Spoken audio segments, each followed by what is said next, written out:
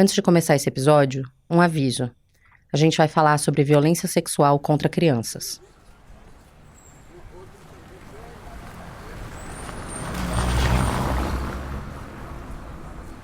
A rua Visconde de Mamanguape é bastante movimentada. Ela fica no bairro da Encruzilhada, no centro do Recife, e é nela que está o Centro Integrado de Saúde Amaury de Medeiros, conhecido como CISAM. À frente do CISAM tem sempre uma agitação. Se você já foi a algum hospital público no Brasil, vai conseguir imaginar direitinho a cena. Transitam por ali estudantes de medicina com seus jalecos brancos, pacientes e acompanhantes falando no celular. Passam muitas motos, carros e ambulâncias. Dos dois lados da rua, vendedores ambulantes de açaí dividem o espaço com os de salgadinho e de café. Barraquinhas vendem marmitas para o almoço de mães que estão levando os filhos para as terapias oferecidas ali. E dá para ouvir também as vozes das crianças que correm pelos prédios do centro de saúde. A maior parte das pacientes que chegam ao CISAM são mulheres grávidas. Elas estão ali para fazer exames de pré-natal, para dar à luz, e em alguns casos, para interromper as gestações. É que no prédio principal da maternidade fica o Pró-Marias, o serviço de aborto legal mais antigo em funcionamento no Brasil. As salas do Pró-Marias ficam no primeiro andar. Há uma pequena recepção com paredes brancas e 2 cadeiras de estofado vermelho. À direita, num consultório espremido, onde mal cabem uma mesa e 3 cadeiras, ficam a psicóloga e a assistente social, que fazem o acolhimento das pacientes. À esquerda, há uma sala um pouco maior, com uma cadeira, uma cômoda com as gavetas desalinhadas e uma maca. Sentada nessa maca está uma menina, vestida com uma camisola hospitalar. Alguém deu 2 voltas com a corda da camisola em torno da cintura dela, para prender o tecido no lugar, porque a roupa é muito grande para ela. A menina tem pouco mais de 1,40 m de altura e uma das pernas finas está balançando para fora da maca, com o pé descalço. Os cabelos escuros estão escondendo uma parte do rosto. Ela fala pouco e olha a maior parte do tempo para o chão. Essa criança tem 10 anos. Ela foi vítima de estupro e acaba de viajar milhares de quilômetros para realizar um aborto legal no CISAM. Não dá para ver debaixo da camisola larga, mas a gestação já tem mais de 22 semanas. Foi por isso que ela não conseguiu realizar o aborto no estado onde mora. Talvez você esteja reconhecendo essa história. Uma menina de 10 anos, estuprada por um familiar e que teve que sair do seu estado para realizar um aborto no Recife. Lembra dela? A menina tem 10 anos e estava grávida de 22 semanas e 4 dias. Ela mora com os avós, em São Mateus, a 220 quilômetros de Vitória, no Espírito Santo. Foi levada a um hospital público da cidade porque estava com dores na barriga. Os médicos, então, constataram a gravidez. Esse caso trouxe o aborto para o centro do noticiário de novo. E eu, que já acompanhava a questão do aborto como repórter, comecei a ter a impressão de que essa história tinha algo de diferente. Se o caso das 10.000 tinha inflamado e influenciado o debate sobre aborto lá nos anos 2000, eu intuí que esse caso de 2020 tinha potencial de dar uma nova guinada nos rumos da discussão. Primeiro, porque ele levou o aborto para muito perto do centro do poder. Damares tentou impedir que menina estuprada abortasse. A matéria da Folha de São Paulo diz que a Damares agiu nos bastidores para impedir que a menina de 10 anos estuprada pelo tipo pudesse abortar. 2 assessores do Ministério da Mulher foram mandados a lá ao Espírito Santo com o objetivo de transferir a menina para um hospital de São Paulo, onde aguardaria a evolução da gestação e teria o bebê.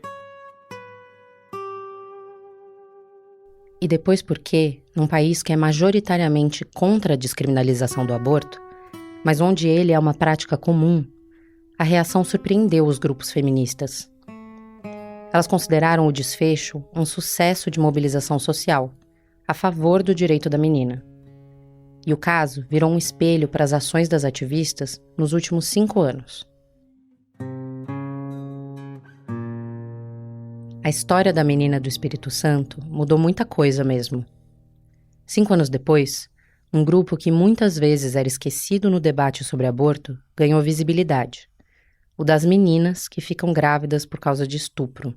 Vítima de estupro, a menina teve o direito ao aborto negado quando foi levada pela mãe ao hospital universitário em Florianópolis. A equipe médica alegou que a gestação já estava na 22ª semana. O Superior Tribunal de Justiça autorizou uma menina de 13 anos a realizar um aborto depois da jovem ter o procedimento negado 2 vezes pelo Tribunal de Justiça de Goiás. Uma menina de 11 anos que engravidou depois de ser estuprada quase 2 anos atrás no Piauí, sofreu um novo abuso e está grávida do 2º filho.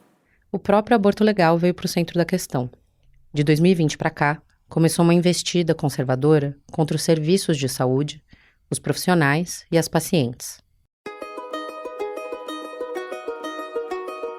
Eu passei os últimos 6 meses reinvestigando a história da menina do Espírito Santo e o impacto dela no Brasil. Eu viajei pelo país, entrevistei mais de 20 pessoas envolvidas de alguma forma com esse caso e com o que veio depois. Em junho, eu cheguei no Recife, no Cisan, o hospital onde aquela menina fez o aborto. A menininha é a coisa mais linda do mundo. Desse tamanho, estava sentadinha na cadeira. Elas têm como se fosse, eu acho que, eu nem perguntei, mas me parece que tem alguma raiz nos povos originários, indígenas, tá? O porte, né, físico, a estatura mediana. Essa é a Benita Spinelli, diretora do Cisan. Ela estava me contando sobre uma paciente que eles iam receber naquele mesmo dia, vinda do Maranhão. Muito envergonhada, mas eu não entrei para discutir, para perguntar qual era o caso, né? Porque eu fui lá apenas prestar minha solidariedade. Muito difícil de ver esses casos, né? Na passagem do plantão, a equipe fez assim, uma menina de 10 anos, mas com característica de 8. 26 semanas de gestação. Foi essa a menina que eu encontrei sentada ali na maca, escondendo o rosto com os cabelos. Outra criança de 10 anos, grávida por causa de um estupro. 5 anos depois daquele caso emblemático de 2020, ali estava outra menina que teve que viajar milhares de quilômetros para ter acesso a um direito previsto na lei desde 1940. Muito mudou na questão do aborto desde 2020, mas algumas coisas permanecem iguais.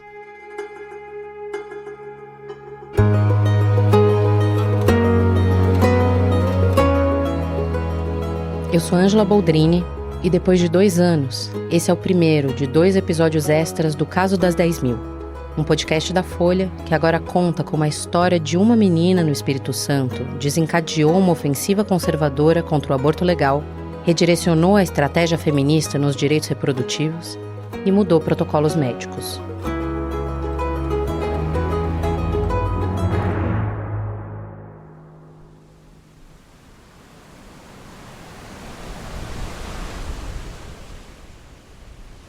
Essa história começa um pouco mais de 5 anos atrás, em São Mateus, uma cidade do litoral do Espírito Santo que é mais próxima da Bahia do que da capital do estado. Era uma sexta-feira, dia 7 de agosto de 2020, quando uma menina de 10 anos entrou no banho e esqueceu a toalha do lado de fora. Aí eu levei a toalha pra ela. Quando eu cheguei lá, eu achei estranho o corpo dela. Essa é a avó da menina. Ela falou sob condição de anonimato, comigo e com a Giovanna Stael, que é repórter da TV Folha e me acompanhou nessa investigação. Por isso, nós não vamos usar o nome verdadeiro dela. A gente vai chamar ela aqui de Joana. Hoje, ela e a família vivem num programa de proteção e não estão mais em São Mateus. A Joana é uma mulher negra e baixinha, de 51 anos. Ela aparenta ter mais idade, apesar de só ter uma parte dos cabelos grisalhos. No dia em que encontrou com a gente, a Joana estava com eles presos em um coque bem apertado. Na orelha, ela levava brinquinhos delicados, que contrastavam com uns óculos vermelhos de armação grossa. Ela usava um vestido de malha vermelha com folhagens brancas estampadas. A Joana cria a neta desde que a menina tem só 27 dias de vida, e elas se chamam de mãe e filha. A família não sabe onde está a mãe biológica da menina, e o pai dela ficou preso durante boa parte da vida dela. A Joana chega tímida na entrevista, perguntando se eu era a repórter que tinha estado em São Mateus procurando por ela. Eu tinha estado na cidade, alguns dias antes, mas eu não estava buscando por ela. A nossa conversa já estava marcada havia tempos. Mas numa cidade onde todo mundo parece se conhecer, como São Mateus, a presença de jornalistas não tinha como passar despercebida. Principalmente porque a gente estava lá para falar de um caso que a cidade tenta há anos esquecer. Apesar do embaraço inicial, quando a gente começou a conversar, a Joana se entusiasmou. Naquela sexta-feira, 5 anos atrás, a Joana anotou a barriga da menina quando foi entregar para ela a toalha no chuveiro e percebeu imediatamente que tinha algo errado. Aí quando eu fiz assim, mas o que foi isso? Fala para sua mãe, não posso falar que eu vou morrer. Eu falei, não, você não vai morrer não, você só está com nós aqui. Vou, mãe, não posso dizer nada, mãe, não posso dizer nada. Eu falei, alguém mexeu com você? Não, mãe, por favor. Eu todo mundo na cabeça começou a gritar e chorar, né? Foi assim que a avó ficou sabendo que a neta vinha sendo abusada por um dos tios. Ele era genro da Joana, casado com uma das filhas dela. A família comprou um teste de farmácia e confirmou a gravidez. A Joana diz que ficou sem ar e que pediu para um dos filhos levar a menina no hospital da cidade. Os médicos chamaram o conselho tutelar e a menina foi encaminhada para um abrigo. Essa medida, por si só, não é errada. Especialistas com quem eu conversei me disseram que a retirada de crianças de casa tem que ser avaliada caso a caso. O problema foi outro. A Joana manifestou imediatamente o desejo de que a neta tivesse acesso ao aborto legal. Mas, em vez de a menina ser encaminhada para um serviço que realizasse o procedimento, a família passou a ser pressionada para manter a gravidez. A avó conta que foi abordada pela coordenadora da unidade de acolhimento quando visitava a neta. Aí todo dia de manhã eu estava lá. Enquanto eu estava lá, eu estava lá. Aí vem a diretora, não sei o que é ali mesmo, que não falou comigo que eu tinha que deixar ela com aquele menino porque ela era uma criança e eu tinha que deixar ela ter a criança, a gestação, porque eu não podia tirar. A nossa pesquisa e documentos obtidos pela Folha na época do caso mostram que essa coordenadora se chama Lucilene de Oliveira Cremonini. Em 2025, a Câmara Municipal de São Mateus votou a favor de uma moção de congratulação para a Lucilene, por seu trabalho à frente da unidade de acolhimento. Nesse documento, eles citam que a assistente social é uma mulher de fé, cristã há 25 anos e membra ativa do Ministério Batista do Calvário. A gente tentou contato com a Lucilene, mas ela não respondeu. A Joana disse ter ouvido da coordenadora que ela não podia tirar o feto da barriga da neta, mas ela não estava disposta a mudar de ideia. Eu não posso não, mas mandar tirar eu posso. Que uma criança não cria outra. Se uma criança quer outra criança, como é que essa menina vai ficar, gente? Que essa menina foi a primeira coisa... Enquanto a família e as autoridades de São Mateus disputavam o destino da menina, saiu a primeira notícia sobre o caso. A reportagem foi publicada no site do jornal A Gazeta, no dia 9 de agosto, um domingo. O texto não tem nenhuma menção a aborto. 10 anos de idade e com traumas que permanecerão por muito tempo. Essa é a situação de uma criança que teve a gravidez confirmada após a realização de exames no Hospital Roberto Silvares, em São Mateus, na região norte do Espírito Santo, nesta sexta. A gestação foi originada de seguidos estupros praticados por um tio, segundo o relato da menina para os médicos que a atenderam no local, diante de policiais militares e de uma assistente social. A notícia passou rapidamente a circular e chegou até Brasília. A então ministra Damares Alves publicou nas redes sociais a reportagem da Gazeta e disse que a equipe dela já estava acompanhando o caso. A Damares, como você deve saber, foi uma das principais aliadas de Jair Bolsonaro na presidência. E ela é uma das mais importantes ativistas contra o aborto no Brasil.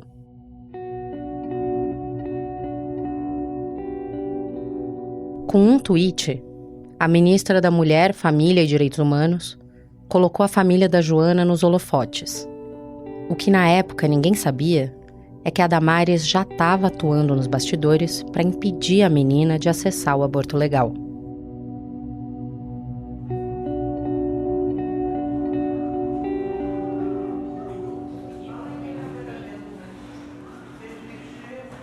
Licença. Boa tarde. Boa tarde. Boa tarde. Tudo bem, Romilson? Tudo bom? Que posso ajudar? Eu sou Ângela, essa é a Giovana, a gente é jornalista. A gente está aqui em São Mateus para fazer uma reportagem sobre aborto legal. E a gente queria saber se você concordaria conversar com a gente sobre o caso de 2020 daquela menina de 10 anos, que a gente sabe que o senhor atuou nele e acompanhou a menina. Que o senhor acompanhou a menina aqui pelo conselho. Bom, eu acho que, assim, eu acho que foram informados, a fonte de vocês aí, mas enfim, eu não posso falar sobre isso. O Conselho Tutelar de São Mateus fica num sobrado bege, com a pintura gasta, numa rua central da cidade. O interior dele é escuro, principalmente no fim do dia, que foi quando eu e a Giovana aparecemos por lá no fim de maio desse ano. A gente tinha chegado em São Mateus no dia anterior, para falar com algumas pessoas que nunca tinham sido ouvidas pela imprensa sobre o caso de 2020. Uma delas é o Romilson Candeias. Ele é conselheiro tutelar e foi o primeiro agente do poder público a ter contato com a menina depois que ela foi levada para o hospital e a gravidez foi confirmada. Foi o Romilson que tomou a decisão de enviar a menina para o abrigo. E ele chegou aí na casa da família conversar com a Joana antes de o caso sair na imprensa. Eu queria falar com o Romilson por um motivo específico. Ele foi um dos principais elos do poder público de São Mateus com a Damares e com os enviados dela à cidade. É que o seu nome estava nas matérias da época que falaram que o senhor acompanhou a menina. Não tem nada... Ela nunca passou aqui Não sei. pelo senhor? Não sei. O senhor não acompanhou nada? Não sei. O que o Romilson diz aqui não é verdade. Eu posso dizer isso não só pelas reportagens da época que citam o nome dele, mas também porque eu consegui documentos de uma investigação conduzida em 2020. Ela apurava as condutas do Conselho Tutelar e o vazamento de dados sigilosos. Esses papéis mostram que o Romilson atuou no caso e teve contato com o governo federal. E o senhor nunca chegou a ser investigado pelo Ministério Público por causa disso? Não sei. O senhor não sabe se o senhor foi investigado pelo Ministério Público? Não sei.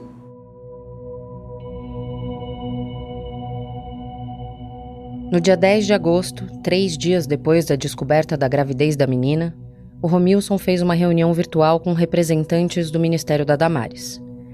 Foi também nesse dia que ele avisou o Ministério Público e a Vara da Infância e da Juventude da cidade sobre o caso da menina.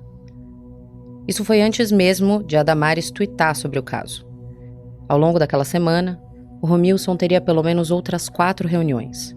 E o número de pessoas que entraram no jogo para tentar impedir a menina de abortar só crescia. A pasta da Damares enviou 4 funcionários para o Espírito Santo. No dia 13 de agosto, eles tiveram pelo menos 3 reuniões na cidade para falar desse caso. Uma na polícia, uma no Conselho Tutelar e uma na Prefeitura de São Mateus.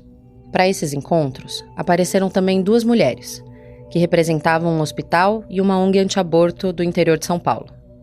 A proposta delas era que o conselho encaminhasse a menina para esse hospital, onde ela ficaria abrigada até dar à luz. A própria Damares chegou a participar por videoconferência de uma das reuniões. E segundo a reportagem da Folha que revelou essa atuação, o Ministério ofereceu melhorias para o Conselho de São Mateus. A principal delas foi o chamado Kit Renegade, composto de um Jeep Renegade, cujo valor inicial é de R$70 mil, e de equipamentos de infraestrutura, como ar-condicionado, computadores, refrigeradores, smart TVs e outros. Prometeu ainda a instalação de um segundo conselho tutelar para atender a região. O atual conta com 5 membros. Essas melhorias seriam recompensas pela atuação do órgão para impedir o aborto. O então deputado estadual e atual prefeito de Vitória, Lorenzo Pasolini, do PL, também foi à cidade. Eu pedi entrevistas tanto para o Pasolini quanto para a Damares, mas nenhum deles topou conversar. A senadora sempre negou que as reuniões tivessem o intuito de impedir o aborto. Mas as evidências levantadas na época apontam que era esse o objetivo de todas essas reuniões. E tudo isso começou com a atuação do Conselho Tutelar. Depois de muita insistência, o Romilson Candeias falou com a gente. Ele disse que o papel do Conselho Tutelar é garantir os direitos das crianças, e eu perguntei se isso não incluía o direito de uma menina grávida por estupro que queira interromper essa gestação. O Conselho Tutelar tem esse poder de encaminhar para aborto Mas então ele encaminha para onde? Porque se a menina tem o direito... Olha só, hoje, é assim, Ângela, lógico que como você, eu não sou formado nessa área, de jornalismo não, tá? Então não sei nada, enfim, mas o Conselho Tutelar, nas atribuições dele, não são indicados isso daí, assim, encaminho para aborto, isso aí pro Conselheiro, isso é crime, o Conselho Tutelar não faz isso não. Mas o que ele... Mas ele encaminha para onde? Hã? O Conselheiro Tutelar não faz misericórdia, eu vou deparar, esse negócio de misericórdia, você está entrando numa coisa que o Conselho Tutelar não tem competência para isso não, gente. Mas então chega uma menina aqui... O Conselho Tutelar nem precisaria ser chamado, segundo a Luciana Temer. Ela é presidente do Instituto Liberta, que trabalha com prevenção de violência sexual infantil, e conversou comigo sobre a atuação desse órgão. Ela me disse que o próprio hospital já devia ter encaminhado essa menina para o serviço de abortamento mais próximo, já que essa foi a decisão dela e da família. Então, acho que é muito importante a gente compreender que há, sim, um princípio que deve ser respeitado do melhor interesse da menina, vítima da violência, e que este interesse, melhor interesse, na verdade, quem deve verbalizar, vocalizar é a própria menina. Mesmo no caso de encaminhamento para um abrigo, cabe ao Conselho Tutelar seguir na garantia dos direitos da criança, inclusive o de interromper a gravidez. Agora, o que a gente verificou em alguns casos é o conselheiro tutelar ou a conselheira se manifestando com as suas convicções pessoais a respeito da situação. E isto não é dado ao conselheiro tutelar, né? Ele tem que garantir o direito. Um dos direitos das vítimas de violência sexual é, logicamente, esse sistema de proteção, de ter interrompida a violência que vem sofrendo, mas a garantia do aborto legal é uma garantia legal no país, né? Então ela tem que ser cumprida. Mas o jeito que o Conselho Tutelar de São Mateus lidou com o caso da menina não foi uma exceção. Em 2023, por exemplo, conselheiros tutelares do Pará tentaram impedir que uma adolescente de 17 anos com deficiência intelectual, vítima de um estupro, abortasse. E no ano anterior, em São Paulo, o Conselho Tutelar denunciou a equipe médica que realizou o procedimento numa adolescente de 14 anos. Esses são apenas 2 dos exemplos que eu encontrei no noticiário nos últimos anos de conselheiros tutelares agindo para impedir meninas de acessar o aborto legal. É importante falar sobre a atuação desses órgãos porque são eles que estão lá na ponta e que, na maior parte das vezes, iniciam o atendimento dessas crianças. A grande maioria dos casos não vai ter uma ministra de Estado entrando em campo para impedir o aborto. Mas o Conselho Tutelar e outras instâncias de assistência social vão estar lá. E a forma como eles agem vai determinar se essas crianças conseguem ter acesso ao direito. O tempo perdido em disputas pode ser crucial. Para a menina do Espírito Santo, a demora causada pela atuação do Conselho teve um custo alto. Com a gravidez avançando, ela em breve passaria das 22 semanas. E isso foi determinante para que ela encontrasse mais barreiras no caminho do aborto legal e seguro.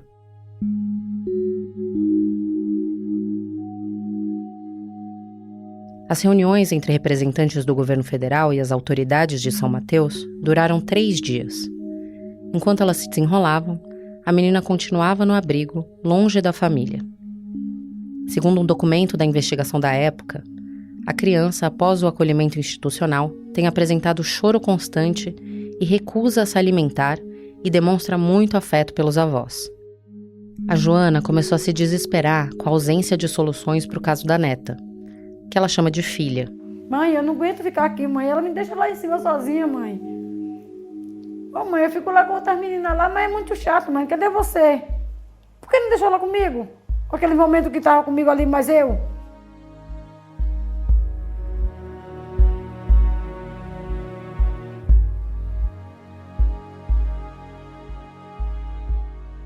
Não era só a Damares e os aliados dela que estavam se movimentando.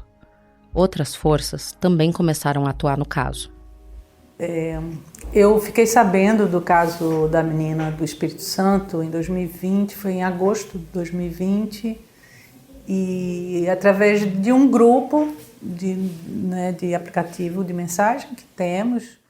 A Paula Viana é enfermeira, pernambucana e fundadora do Grupo Curumim, uma ONG que atua em defesa dos direitos da mulher. E desse grupo a gente formou outro quando chegou essa notícia, foi uma denúncia, né, na verdade, de integrantes da frente pela legalização do aborto lá do Espírito Santo, da articulação de mulheres. Quando ficaram sabendo do caso, algumas das ativistas feministas mais atuantes do país se juntaram para dar apoio à menina. Eu conversei com várias delas ao longo da apuração desse episódio. A notícia que chegou para elas no dia 13 de agosto foi a de que uma menina de 10 anos no Espírito Santo tinha sido estuprada, estava grávida, queria abortar e estava sendo impedida pelas autoridades locais. Naquele momento, elas ainda não tinham noção da dimensão desse caso. A Paula conta que as ativistas formaram um grupo chamado Força Tarefa num aplicativo de mensagens. Elas se dividiram. Uma parte começou a conversar com o Judiciário de São Mateus. Advogadas entraram em contato, né, com o juiz e com o promotor para dar esse respaldo, enviar, conversar. Elas tinham ficado sabendo que o promotor da cidade vinha tentando conseguir os documentos médicos da menina para pedir para o juiz autorizar a interrupção. É importante dizer aqui que o aborto legal não depende de autorização judicial. Mas como a menina tinha sido levada para um abrigo, o MP foi acionado pelo Conselho Tutelar. E nesse caso, o promotor da Vara da Infância e da Juventude entendeu que o aborto era o desejo da família e ele devia ser realizado. E aí começou a mobilização de identificar um serviço e a possibilidade de levá-la até esse serviço, né? A avó já tinha esse consentimento, já estava totalmente consciente, né, das questões relacionadas à gravidez, né, assim, o risco, né, ao direito, nem essas informações as pessoas em geral não têm. Né? Então, algumas ativistas passaram a cuidar da comunicação e de como pautar o caso na imprensa nacional, agora que a notícia já tinha se espalhado. E uma terceira ala estava discutindo para onde a menina poderia ser levada se a justiça autorizasse o procedimento. Em 14 de agosto, uma semana depois da descoberta da gravidez, elas tiveram uma primeira vitória. O jornal A Gazeta publicou: a Justiça Estadual, por meio da Vara da Infância e da Juventude de São Mateus, autorizou na última sexta-feira que a menina de 10 anos que engravidou após ser abusada sexualmente pelo tio poderá interromper a gestação.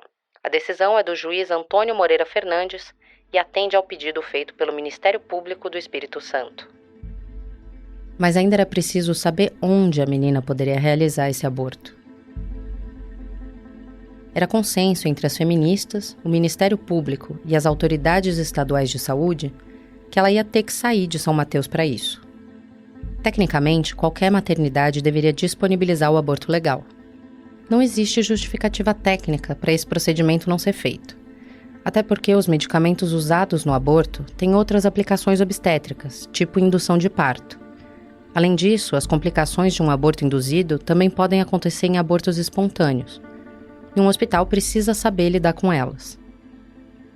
Apesar disso, poucas cidades no Brasil têm serviços de aborto legal, como a gente mostrou no último episódio do caso das 10.000.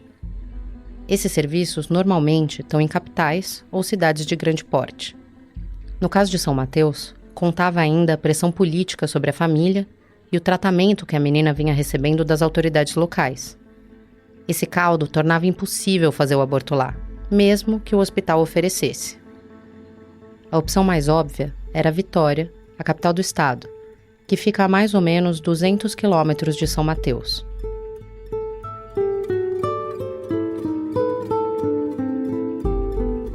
A criança foi internada no Hospital Universitário Cassiano Antônio Moraes, ligado à Universidade Federal do Espírito Santo, naquela mesma noite.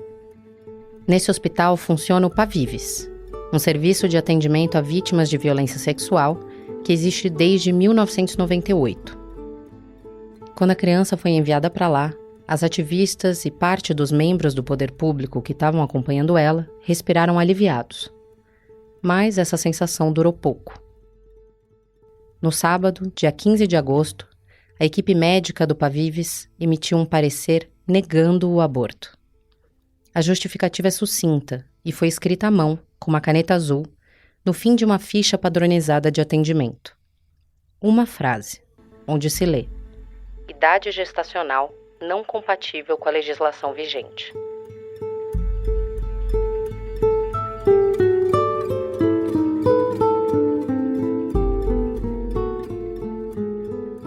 O aborto legal acima de 22 semanas virou uma das disputas centrais dos direitos reprodutivos no Brasil nos últimos 5 anos.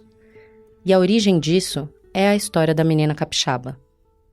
Quando a criança chegou no hospital pela primeira vez, no dia 7 de agosto, ela estava com 21 semanas de gestação. Uma semana depois, em Vitória, já tinha passado do marco das 22 semanas, ou seja, 5 meses e meio de gravidez. Aqui a gente vai precisar abrir um parêntese médico e legal para explicar por que esse marco gera tanta disputa. E tem uma palavra que resume o argumento de quem é contra essa interrupção.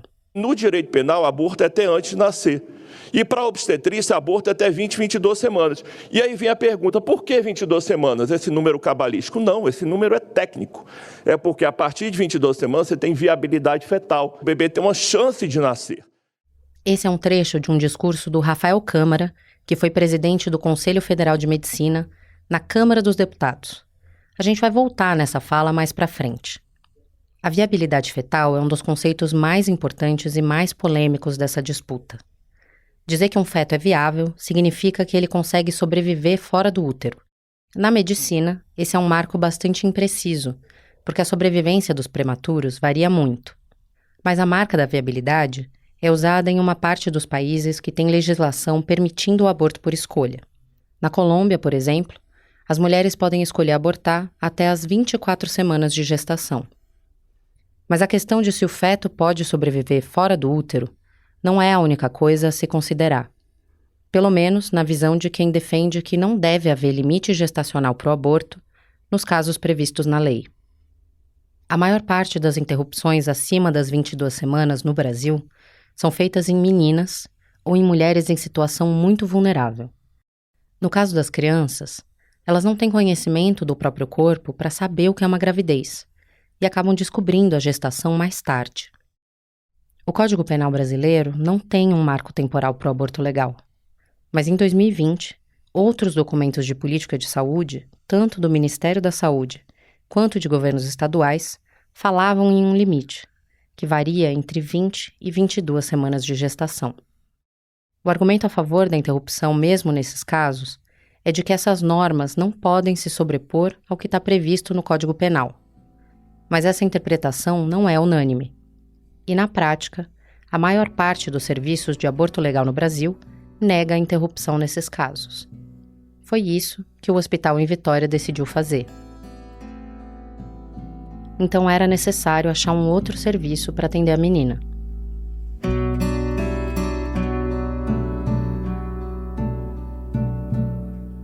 As ativistas e o poder público do Espírito Santo queriam evitar que ela fosse para São Paulo, onde eles achavam que os grupos anti-aborto que tinham ido para São Mateus teriam mais força. A Paula Viana, ativista feminista do Grupo Curumim, que a gente ouviu antes, pegou o telefone e fez uma ligação para um amigo de muitos anos, o diretor médico do CISAM, aquele hospital no Recife, que eu visitei em junho de 2025. O médico ouviu a história e topou receber a menina de São Mateus já no dia seguinte. Todos os detalhes da operação iam ser mantidos em sigilo, para segurança e discrição da menina. Num caso de violência sexual contra menores de idade, essas crianças têm direito ao anonimato.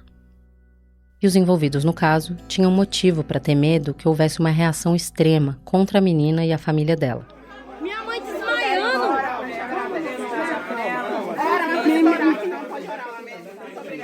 Na tarde do sábado, com a criança ainda internada em Vitória, um homem bateu na porta da casa da Joana em São Mateus. Ele disse que queria oferecer ajuda para a família. Mas a luz do esclarecimento que a gente tinha que trazer do risco, a gente tinha que trazer, ponto.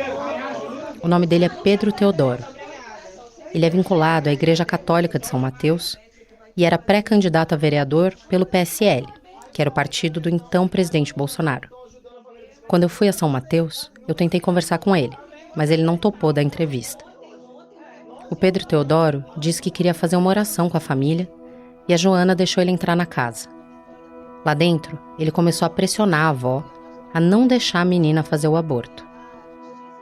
Ele chegou a colocar para ela ouvir um áudio de uma suposta médica dizendo que seria uma crueldade com a menina passar pelo procedimento. E disse também que a criança corria risco de vida com o aborto, mais do que se esperasse o fim da gestação. A gente queria trazer essa luz para vocês, essa segunda opinião que com certeza vocês não tinham, porque amanhã ou depois vocês podem ficar com a consciência pesada e falar, poxa, a minha filha morreu lá num aborto que poderia ter sido evitado, porque o risco maior dela morrer lá fazendo um aborto é maior do que fazer uma cesárea depois. Então essa realidade tinha que trazer para vocês. Estudos em revistas científicas de renome contradizem essa afirmação. Eles mostram que grávidas muito jovens têm muito mais risco de mortalidade materna do que as adultas.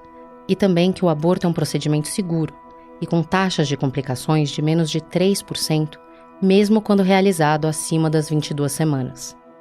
A gente vai deixar um link para essas publicações no site da Folha e aqui na descrição do episódio. Existe um vídeo dessa confusão com Pedro Teodoro, filmado por uma das filhas da Joana. A imagem mostra a avó da menina sendo amparada por 2 pessoas e conduzida para dentro da casa, ofegante. A gente agradece, mas já deu. Calma, mãe. Os familiares carregam a Joana até o sofá.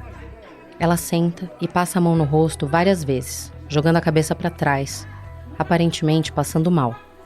Uma das filhas se aproxima e diz que vai ficar tudo bem. Não vai acontecer nada não, é isso que eles querem, mãe.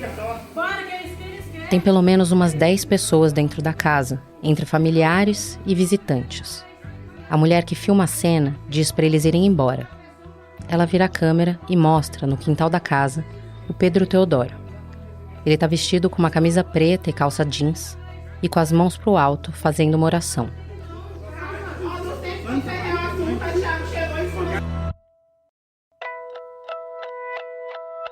O vídeo termina abruptamente, sem mostrar o desfecho da confusão. Desmaiei, eu não sei nem quem foi que terminou botando ele pra fora, eu não sei. Eu sei que ele disse muita coisa que, assim, perturbou a mente de uma mãe, né? O Pedro Teodoro foi expulso aos empurrões da casa por um dos filhos da Joana. E enquanto aquilo acontecia, o CISAM, em Recife, e o governo do Espírito Santo alinhavam os detalhes da transferência da menina entre os estados. Ficou acertado que ela viajaria para Pernambuco num avião de carreira, acompanhada de uma assistente social e da avó. Naquela madrugada, um carro da Secretaria Estadual de Saúde passou para buscar a Joana em São Mateus. Ela foi levada para o aeroporto, onde a neta estava esperando. Elas puderam se abraçar pela primeira vez em mais de uma semana. O maior tempo que a menina já tinha ficado longe da avó na vida dela. Elas embarcaram juntas rumo ao Recife. Antes mesmo que pousassem na capital pernambucana, uma extremista de direita ligada ao bolsonarismo conseguiu todos os dados da menina e publicou nas redes sociais, convocando os apoiadores do então presidente a impedirem a entrada da criança no hospital. Vocês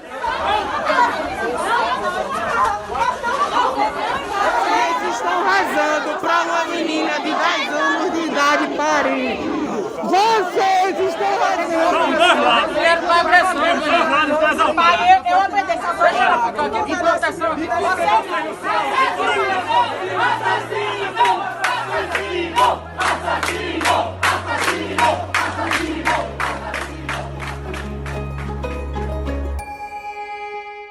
Essa história a gente conta no próximo episódio, que já está disponível.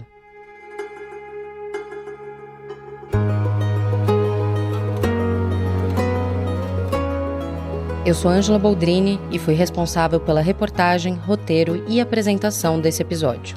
A idealização do caso das 10.000 é minha e da repórter Carolina Moraes. A edição de som é do Rafael Conkle, que também faz a produção desse episódio. A captação de áudio é da Giovanna Stael, que também colaborou com a reportagem. A coordenação é da Magé Flores e do Daniel Castro, e a identidade visual é da Catarina Pignato. No site da Folha você encontra a série de reportagens que a gente fez sobre o caso da menina do Espírito Santo. E nesse episódio, nós usamos áudios da TV Globo, O Antagonista, TV Record, CNN Brasil, SBT, TV Senado, Leia Já, UOL e Jovem Pan News. Eu queria agradecer a Helena Paro, a Laura Molinari, a Benita Spinelli, a Paula Viana e ao Nésio Fernandes, e a todos os entrevistados desse projeto que falaram comigo anonimamente. Muito obrigada e até o próximo episódio.